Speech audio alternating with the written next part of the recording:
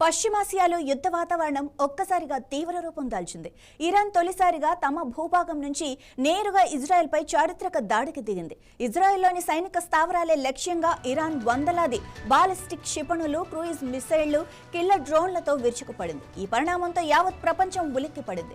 లెబనాన్పై రాజధాని బీరూట్పై ఇజ్రాయెల్ దాడులు చేసినందుకే తాము దాడులు చేశామని ఇరాన్ ప్రకటించింది. అయితే ఇజ్రాయెల్ తన పటిష్టమైన ఐరన్ డోమ్ గగనతల రక్షణ వ్యవస్థతో గగనతలంలోనే మిసైళ్లను విజయవంతంగా అడ్డుకుంది. దాడులపై ఇజ్రాయెల్ ప్రధాని బెంజమిన్ నెతన్యాహు స్పందించారు.